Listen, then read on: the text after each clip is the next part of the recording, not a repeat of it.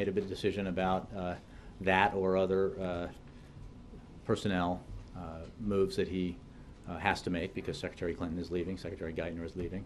So that's one point.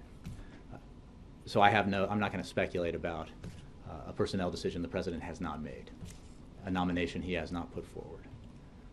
Secondly, I would commend Republican opposition researchers for the intellectual bandwidth that is required to read a financial disclosure form, because this was all documented in a financial disclosure form, entirely appropriately, legally, and by the book. So, you know, what this represents, I think, in vivid fashion, is what I've been talking about for a while now, which is that none of this has anything to do with the tragedy that occurred in Benghazi.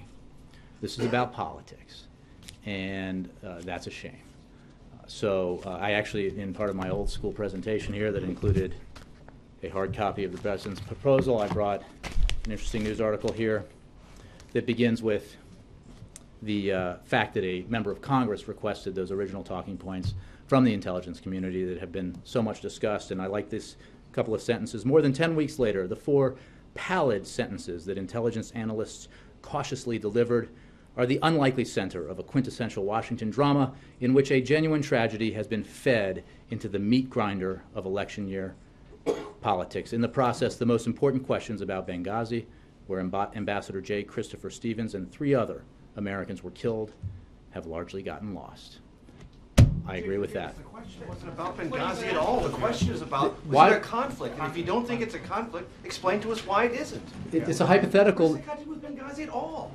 Well, because, Major, I know you're not so naive to believe that we're not seeing these articles because of the continued assault that's been taking place on Ambassador Rice, that is all started with the non-event of her appearances on Sunday shows.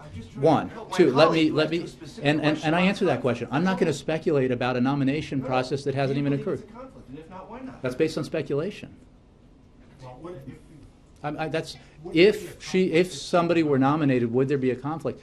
Let's address this once we have a nomination. It's not a disqualifier, in other words. The President has said, and others have said, I have said, to the extent that my opinion matters, that Susan Rice is eminently qualified for any number of high-level foreign policy positions, including the one she has, where she has performed with great distinction.